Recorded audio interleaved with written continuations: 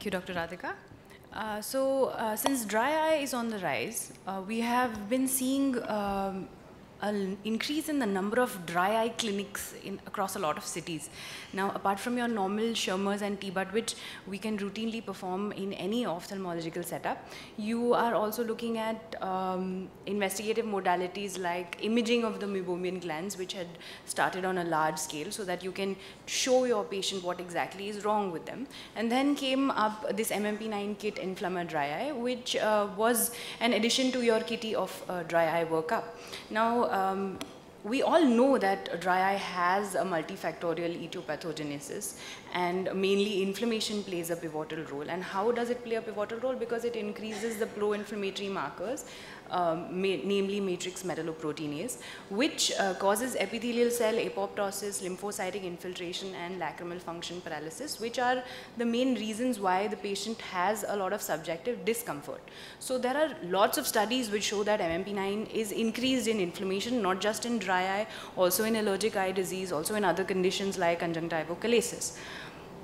And because of the influence of MMP9 on various ocular structures, it causes a subjective discomfort in terms of irritation, burning, pricking, and pain.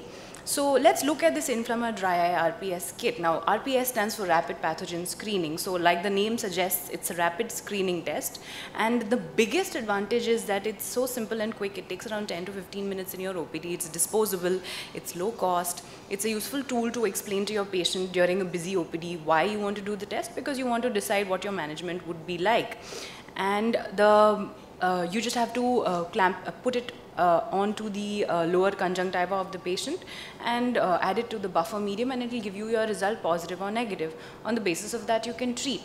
How can you treat? There's a study by Dr. Sambursky. He describes the entire management of dry eye based on the result of Inflamma Dry Eye. So if you have an Inflamma Dry Eye positive, then you would go ahead with anti-inflammatory drugs because your MMP9 values are more than 40 nanograms per ml. And if it's negative, then you can safely go ahead with just a pure, simple lubricant.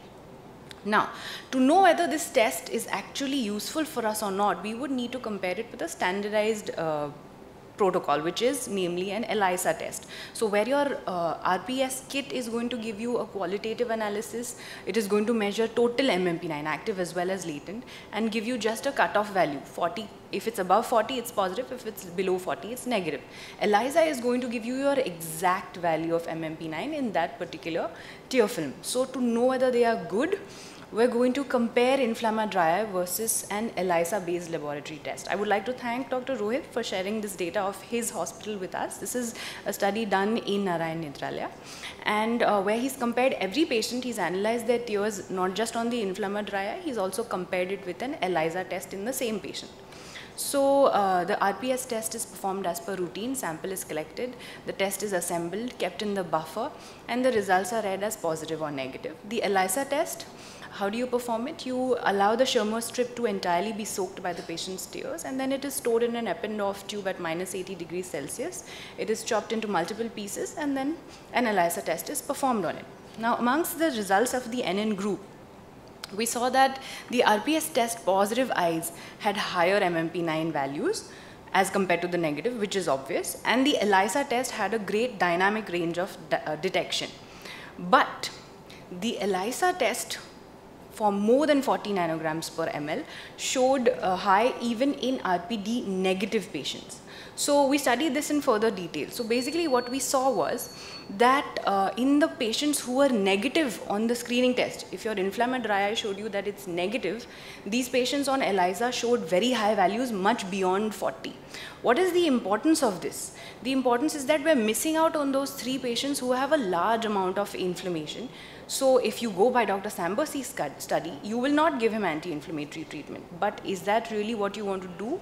Probably not, because you're going to miss out on treating this really subjectively uncomfortable patient. So false negative test results can delay the appropriate treatment. So what the previous studies quoted were that these rapid pathogen screening tests were relatively good in terms of sensitivity as well as specificity.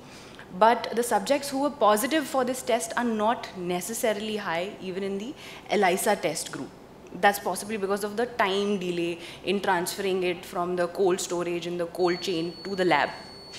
So basically what we saw that if you compare the standardized ELISA and RPD kits, the 3 patients who we lost out on, who showed as negative on the kit and who are actually very high on the ELISA, is what we are worried about. We should not base our management just on this kit. So if you have this kit in your OPD, you can use it, yes, but don't let your entire management be based on it. Don't miss out on a good clinical examination, as well as looking for clinical signs of the patient's eyes and his subjective discomfort, and treat according to that. Don't let just the kit decide whether you should treat or not treat with the appropriate drugs.